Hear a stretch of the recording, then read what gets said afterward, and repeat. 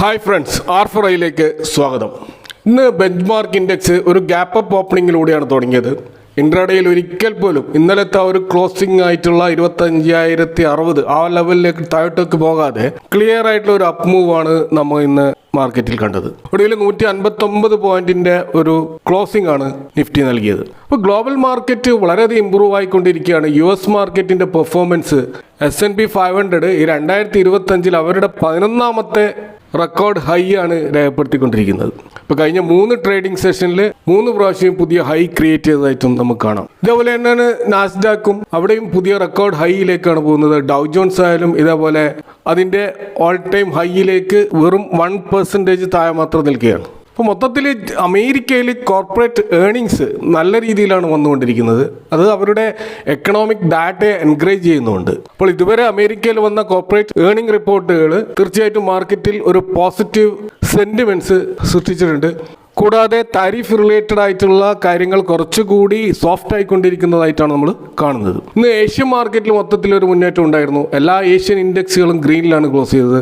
Japan, Singapore, China, Korea, Indonesia, Taiwan, Thailand പോലെയുള്ള major ഇൻഡെക്സുകളെല്ലാം പോസിറ്റീവിലാണ്. ഏറ്റവും വലിയ മൂവ് നടന്നത് ജപ്പാന്റെ ഇൻഡെക്സ് ആയിട്ടുള്ള നിക്കി 225 അപ്പോൾ ഡൊണാൾഡ് ട്രംപ് കഴിഞ്ഞ ദിവസം അനൗൺസ് ചെയ്തത് US ജപ്പാനായിട്ടുള്ള ഒരു മാസീവ് ട്രേഡ് ഡീൽ ഓൾറെഡി നടന്നു കഴിഞ്ഞു എന്നാണ്. അത് ജപ്പാൻ ഗുഡ്സിന്റെ മേലെ 15% ഒരു റെസിപ്രോക്കൽ താരിഫാണ് അമേരിക്ക ഏർപ്പെടുന്നത്. ഇത് മുമ്പ് പ്രപ്പോസ് ചെയ്തത് 25% അപ്പോൾ അവിടെ നിന്ന് 10% കുറച്ചുകൊണ്ടുള്ള ഒരു താരിഫാണ്. ഇവിടെ തീർച്ചയായിട്ടും ജപ്പാൻ ഒരു ക്ലിയർ വിന്നറായിട്ട് വന്നിരിക്കുകയാണ്. ഇത് ജപ്പാനിലുള്ള പ്രധാനപ്പെട്ട അവരുടെ എക്സ്പോർട്ടായിട്ടുള്ള കാർ കമ്പനികളെയാണ് വലിയ തോതിൽ പോസിറ്റീവായിട്ട് ഇമ്പാക്ട് ചെയ്തത്. ഇന്ന് ജപ്പാന്റെ നിക്കി 225 ഇൻഡെക്സ് നമ്മൾ നോക്കിയാൽ 3.5% അപ്പാണ്. ജപ്പാനിലുള്ള പ്രധാനപ്പെട്ട കാർ മേക്കേഴ്സ് ആയിട്ടുള്ള Toyota motors, Honda motors, Nissan, Mazda, Subaru, Mitsubishi പോലെയുള്ള കമ്പനികളുടെ സ്റ്റോക്കുകളിൽ ഏകദേശം 10 മുതൽ 18% വരെയുള്ള ഒരു റാലിയാണ് നടന്നത്. അപ്പോൾ ഇത് മൊത്തത്തിൽ ജപ്പാന്റെ ഓട്ടോ സെഗ്മെന്റിൽ വളരെ ബ്രോഡായിട്ടുള്ള ഒരു സ്ട്രെങ്ത് നൽകിയിരിക്കുകയാണ്. ഇതിന്റെ ഒരു ഇമ്പാക്ട് എന്നുള്ള നിലയിൽ സൗത്ത് കൊറിയൻ കാർ കമ്പനികളായിട്ടുള്ള ഹുണ്ടായ് മോട്ടോഴ്സിന്റെയും അതുപോലെ കിയ കോർപ്പറേഷന്റെയും സ്റ്റോക്കുകളിലും വമ്പിച്ച മുന്നേറ്റമുണ്ടായി. 8 മുതൽ 9% വരെയുള്ള ഒരു മുന്നേറ്റം അവിടെയും നടക്കുകയുണ്ടായി. കൊറിയക്കും ഇതേപോലെയുള്ള ട്രേഡ് ടേംസ് വരും എന്നുള്ള ഒരു പ്രതീക്ഷയാണ്. അത്തരമൊരു സ്പെക്കുലേഷന്റെ ഭാഗമായിട്ടാണ് അവിടെ ഒരു മൂവ് ഉണ്ടായത്. ഇതേപോലെ തന്നെ ചൈനയിലെയും ഇന്ത്യയിലെയും ഇത്തരത്തിൽ ഓട്ടോ റിലേറ്റഡ് ആയിട്ടുള്ള കമ്പനികളിൽ വമ്പിച്ച ഗെയിൻ ഉണ്ടായിരുന്നു. അപ്പോൾ ഇന്ന് നമ്മൾ നിഫ്റ്റി 50 തന്നെ നമ്മുടെ പ്രധാനപ്പെട്ട ഒരു ഓട്ടോ സെഗ്മെന്റ് സ്റ്റോക്ക് ആയിട്ടുള്ള ടാറ്റ മോട്ടോഴ്സ് അത് 2.8% അപ്പായിരുന്നു. നിഫ്റ്റിയിൽ ഏറ്റവും അധികം ഗെയിൻ നേടിയ ഒരു സ്റ്റോക്കാണ് ടാറ്റ മോട്ടോഴ്സ്. അപ്പോൾ നിഫ്റ്റി ഓട്ടോ ഇൻഡെക്സിലുള്ള പല സ്റ്റോക്കുകളും നല്ല രീതിയിൽ മുന്നോട്ടേക്ക് പോയതായിട്ടും കാണാം. ഇപ്പോൾ Tata motors, Motherson, Bajaj auto, Maruti, MRF, Bharat forge, Ashok Leyland, Eicher motors, TVS motors പോലെയുള്ള സ്റ്റോക്കുകളെല്ലാം പോസിറ്റീവിൽ ക്ലോസ് ആയിട്ട് കാണാം. ഇന്ന് നിഫ്റ്റിയുടെ ലാർജ് ക്യാപ്പിലും മിഡ് ക്യാപ്പിലുമാണ് നല്ല ബൈങ് നടന്നത്. അഡ്വാൻസ് ഡിക്ലൈൻ റേഷ്യോ നമ്മൾ നോക്കിക്കഴിഞ്ഞാൽ 46% സ്റ്റോക്കുകൾ ഇന്ന് അഡ്വാൻസ് ചെയ്തു, 49% ഡിക്ലൈൻ ചെയ്തു. അപ്പോൾ അവിടെ ഒരു 50-50 അനുപാതത്തിലാണ് കാര്യങ്ങൾ നീങ്ങിക്കൊണ്ടിരിക്കുന്നത്. ഡെറിവേറ്റീവ് മാർക്കറ്റിലുള്ള ആ ഒരു പുട്ട് ഹയസ്റ്റ് ഓപ്പൺ ഇൻട്രസ്റ്റ് നോക്കിക്കഴിഞ്ഞാൽ അത് ഇന്നലെ 25,000 ഉള്ള സ്ഥാനത്ത് ഇപ്പോൾ 25,200 ഏറ്റവും ഹയസ്റ്റ് ഓപ്പൺ ഇൻട്രസ്റ്റ് നമ്മൾ കാണുന്നത്. കോൾ സൈഡിൽ 25,200 ഹയസ്റ്റ്, കൂടാതെ 25,500 പുതിയ ബിൽഡപ്പ് നടക്കുന്നതായിട്ടും കാണാം. അപ്പോൾ അവിടെ നിഫ്റ്റിയുടെ ഒരു റേഞ്ച് കുറച്ചുകൂടി ഇമ്പ്രൂവ് ആയതായിട്ട് നമുക്ക് കാണാൻ കഴിയും. മാർക്കറ്റിൽ പല കമ്പനികളുടെയും നല്ല റിസൾട്ടുകൾ വന്നതായിട്ട് കാണാം. അതിലൊന്ന് പേടിഎം ആണ്. പേടിഎമ്മിന്റെ പേരന്റ് കമ്പനിയായിട്ടുള്ള 197 കമ്മ്യൂണിക്കേഷന്റെ ഒരു റിസൾട്ട് നമ്മൾ നോക്കിക്കഴിഞ്ഞാൽ അവിടെ ഇയർ ഓൺ ഇയർ സെയിൽസിൽ 27% ഒരു ജമ്പ് ഉണ്ടായിട്ടുണ്ട്. അതുകൂടാതെ പ്രോഫിറ്റിൽ 117% ഒരു ജമ്പ് ഉണ്ടായിട്ടുണ്ട്. അപ്പോൾ ഈ ക്വാർട്ടറിൽ 122% ജമ്പാണ് നമുക്ക് പേടിഎം ഷെയറിൽ കാണാൻ കഴിയുക. അപ്പോൾ ഇതിൻ്റെ ഒരു പ്രത്യേകത, സ്റ്റോക്ക് മാർക്കറ്റ് ലിസ്റ്റിന് ശേഷം ഒരു പ്രാവശ്യം മാത്രമാണ് അവർ പ്രോഫിറ്റിൽ വന്നത്. ഇത് 2024 സെപ്റ്റംബർ ക്വാർട്ടറിലായിരുന്നു. അന്ന് 930 കോടിയുടെ ഒരു പ്രോഫിറ്റ് അവർ രേഖപ്പെടുത്തിയിരുന്നു. പക്ഷേ ആ ഒരു പ്രോഫിറ്റ് അവരുണ്ടാക്കിയത് ബിസിനസ്സിൽ നിന്നായിരുന്നില്ല. അവരുടെ മൂവി ടിക്കറ്റ്, ഫ്ലൈറ്റ് ടിക്കറ്റ് പോലെയുള്ള ടിക്കറ്റ് സെയിൽസ് ബിസിനസ്സുമായിട്ട് ബന്ധപ്പെട്ട അവരുടെ സബ്സിഡിയറി അവർ വിറ്റതിൻ്റെ അടിസ്ഥാനത്തിലുണ്ടായ ഒരു പ്രോഫിറ്റ് ആയിരുന്നു അത്. അപ്പോൾ അങ്ങനെ നോക്കുമ്പോൾ ആദ്യമായിട്ടാണ് ഒരു ബിസിനസ്സിലൂടെ പേടിഎം അവർ പ്രോഫിറ്റ് രേഖപ്പെടുന്നത്. അതിപ്പോൾ 122 കോടിയുടെ ഒരു പ്രോഫിറ്റ് രേഖപ്പെടുത്തിയതായിട്ട് നമുക്ക് അവരുടെ ബാലൻസ് ഷീറ്റിൽ കാണാൻ കഴിയും. അപ്പോൾ ഈ റിസൾട്ടിൻ്റെ മാർക്കറ്റ് പോസിറ്റീവായി സ്വീകരിച്ചതായിട്ട് കാണാം. പേടിഎമ്മിൻ്റെ സ്റ്റോക്കിൽ 1.64% ഒരു അപ്സൈഡ് മൂവ് ഉണ്ടായിട്ടുണ്ട്.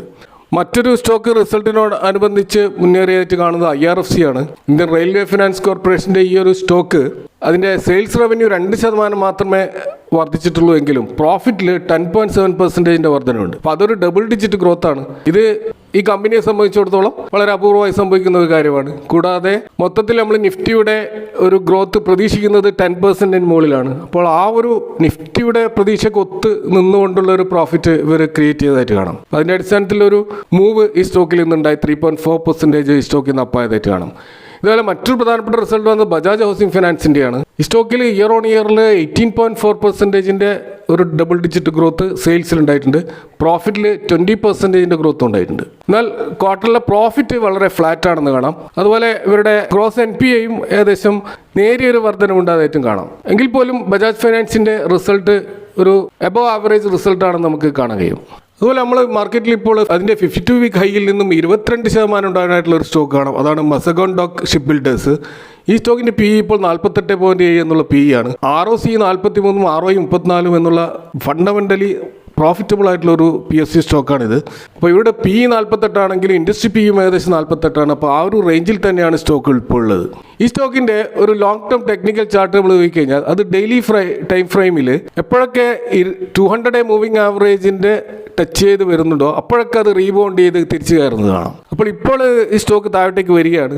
അപ്പോൾ ആ ഒരു 200 മൂവിങ് ആവറേജിൽ അത് എത്തുമ്പോൾ തീർച്ചയായിട്ടും അതൊരു ബൈങ് ഓപ്പർച്യൂണിറ്റി ആയിട്ട് നമുക്ക് തീർച്ചയായിട്ടും കണക്കാക്കാം. അപ്പോൾ അതിൻ്റെ RSI നമ്മൾ നോക്കുകയാണെങ്കിൽ അത് 30 താഴെയാണ്. ഓവർ സോൾഡ് സോണിലാണ് ഈ സ്റ്റോക്ക് ഇപ്പോൾ നിൽക്കുന്നത് ടെക്നിക്കലി നോക്കുമ്പോൾ. ഇത് കൂടാതെ മസഗോൺ ഡോക്കിൽ കഴിഞ്ഞ ക്വാർട്ടറിൽ life insurance corporation of India അവർ 3.27% ഇതിലൊരു ഫ്രഷ് ബൈയിങ് നടത്തിയതായിട്ട് കാണാം. ഇത് ഫ്രഷ് ബൈയിങ് ആണെന്ന് പറയാൻ കാരണം ഇതിനു മുമ്പ് LIC ഈ സ്റ്റോക്കിൽ ഇൻവെസ്റ്റ് ചെയ്തതായിട്ട് ഇവർ കാണില്ല. ചിലപ്പോൾ 1% താഴെയാണെങ്കിൽ എക്സ്ചേഞ്ചിൽ നമുക്കത് കാണാൻ കഴിയില്ല. അപ്പോൾ അതുകൊണ്ടാണോ കാണാതിരിക്കുന്നത്, അല്ല ഇവർ ഇതുവരെ വാങ്ങിയിട്ടില്ല എന്ന് നമുക്ക് വ്യക്തമായിട്ട് ഇപ്പോൾ പറയാൻ കഴിയില്ല. അപ്പോൾ ഏതായാലും ഈ അടുത്ത കാലത്താണ് ഓഫേഴ്സ് വഴി ഗവൺമെൻറ് ഇതിൻ്റെ സ്റ്റേക്ക് കുറച്ചത്. 84.8% നിന്ന് 81.2 ആയിട്ട് പ്രൊമോട്ടേഴ്സ് ഹോൾഡിംഗ് കുറഞ്ഞിട്ടുണ്ടായിരുന്നു. അപ്പോൾ ആ ഓഫേഴ്സ് വഴി ഗവൺമെൻറ് വിറ്റഴിച്ച സ്റ്റോക്കുകൾ വാങ്ങിയിട്ടുള്ളത് LICയും മ്യൂച്വൽ ഫണ്ട് ഹൗസുകളാണെന്ന് കാണാൻ കഴിയും. അപ്പോൾ അവിടെ മ്യൂച്വൽ ഫണ്ട് ഹൗസിൻ്റെയും 1.34 നിന്ന് 1.55 ആയിട്ട് ഹോൾഡിംഗ് ഉയർന്നതായിട്ടും കാണാം. കൂടാതെ ഈ കമ്പനിയുടെ ഓർഡർ ബുക്ക് ഇപ്പോൾ നിലവിൽ കാണുന്നത് 32,260 കോടിയുടെ ഒരു ഓർഡർ ബുക്ക് ഉണ്ട്. അതുപോലെ നാവൽ ഡിഫൻസ്, അതുകൂടാതെ ഹെവി എഞ്ചിനീയറിംഗ് പ്രൊജക്റ്റുകളിലൊക്കെയാണ് ഇവരുടെ ഓർഡർ ബുക്ക് കാണാൻ കഴിയുന്നത്. അപ്പോൾ ഈ സ്റ്റോക്ക് നമുക്ക് കൂടുതൽ നിരീക്ഷിക്കാവുന്ന ഒരു സ്റ്റോക്കാണ്. ഇന്ന് മറ്റൊരു പ്രധാനപ്പെട്ട റിസൾട്ട് വന്നിട്ടുള്ളത് ഇൻഫോസിൻ്റെ റിസൾട്ടാണ്. നമുക്കറിയാം ഇൻഫോസ് എന്ന് പറയുന്നത് HDFC ബാങ്കും ICICI ബാങ്കും കഴിഞ്ഞാൽ നിഫ്റ്റി 50യിൽ ഏറ്റവും അധികം വെയിറ്റേജ് ഉള്ള സ്റ്റോക്കാണ് ഇൻഫോസിസ്. അപ്പോൾ അതിൻ്റെ റിസൾട്ട് തീർച്ചയായിട്ടും നല്ലൊരു ഇമ്പാക്റ്റ് നിഫ്റ്റി 50യിൽ ഉണ്ടാക്കാൻ സാധ്യതയുണ്ട്. അപ്പോൾ ഇയർ ഓൺ ഇയർ സെയിൽസിൽ 7% വർധനവുണ്ടായിട്ടുണ്ട്. പ്രോഫിറ്റിൽ 8% വർധനവുണ്ട്. ക്വാർട്ടർ ഓൺ ക്വാർട്ടറിൽ 3% റവന്യൂ ഗ്രോത്ത് ആണുള്ളത്. ക്വാർട്ടർ ഓൺ ക്വാർട്ടർ പ്രോഫിറ്റിൽ നേരിയ ഡിപ്പാണ്, ഒരു ഫ്ലാറ്റ് ആയിട്ടുള്ള ഒരു ഫിഗറാണ് കാണുന്നത്. അപ്പോൾ ഇവിടെ എല്ലാം സിംഗിൾ ഡിജിറ്റിലാണ് നമ്മൾ കാണുന്നത്. മൊത്തത്തിൽ നമുക്കറിയാം IT സെഗ്മെൻറ്റ് അണ്ടർ പെർഫോമിംഗ് ആണ് ഇപ്പോൾ. അപ്പോൾ ആ ഒരു അർത്ഥത്തിൽ ഇൻഫോസിൻ്റെ റിസൾട്ടും വലിയ തോതിൽ ആളുകൾ പ്രതീക്ഷിച്ചിരുന്നില്ല. എന്നാൽ ബ്ലൂംബർഗിൻ്റെ ഒരു എസ്റ്റിമേറ്റ് നമ്മൾ നോക്കിക്കഴിഞ്ഞാൽ അവിടെ അവർ എസ്റ്റിമേറ്റ് ചെയ്ത നെറ്റ് പ്രോഫിറ്റ് എന്ന് പറഞ്ഞാൽ 6,778 കോടിയാണ്.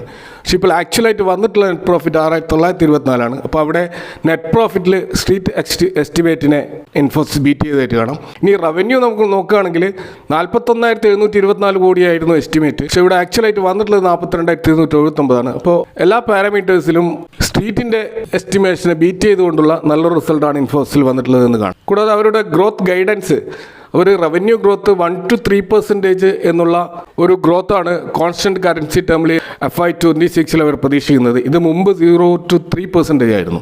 അപ്പോൾ തീർച്ചയായിട്ടും അവിടെ ഒരു ഗ്രോത്ത് ഗൈഡൻസ് വളരെ പോസിറ്റീവാണ്. കൂടാതെ ഓപ്പറേറ്റിംഗ് മാർജിൻ ഇവർ 20-22 ആ ലെവല് മെയിൻറ്റെയിൻ ചെയ്തിട്ടാണ് നിൽക്കുന്നത്. ആ ലെവൽ തുടരും എന്ന് തന്നെയാണ് സൂചിപ്പിക്കുന്നത്. കോൺസ്റ്റന്റ് കറൻസി ടേംസിൽ നമ്മൾ നോക്കുമ്പോൾ റവന്യൂ ഗ്രോത്ത് 2.6% ജൂൺ ക്വാർട്ടറിൽ അത് കാണിക്കുന്നത് ലാർജ് ക്യാപ്പ് IT കമ്പനികളായിട്ട് കമ്പയർ ചെയ്യുമ്പോൾ ഇൻഫോസിസിൻ്റെ റവന്യൂ ഗ്രോത്ത് ആണ് കറൻസി ടേമിൽ ഏറ്റവും ഔട്ട് പെർഫോം ചെയ്തതെന്ന് കാണാൻ കഴിയും. കാരണം TCS ആയാലും വിപ്രോ ആയാലും HCL ടെക് ആയാലും അതിൻ്റെയൊക്കെ റവന്യൂവിൽ ഡ്രോപ്പാണ് ഉണ്ടായത്. ഇവിടെ കുറച്ചുകൂടി ബെറ്റർ ആയിട്ടുള്ള റവന്യൂ ഗ്രോത്ത് ആണ് കാണുന്നത്. അപ്പോൾ ഇതൊക്കെയാണ് ഇന്നത്തെ മാർക്കറ്റുമായി ബന്ധപ്പെട്ട് ഇവിടെ ഷെയർ ചെയ്യാനുള്ളത്. നിങ്ങളുടെ അഭിപ്രായങ്ങളും കമൻറ്റുകൾ അറിയിക്കാം. Thank you for watching. See you next time with another video.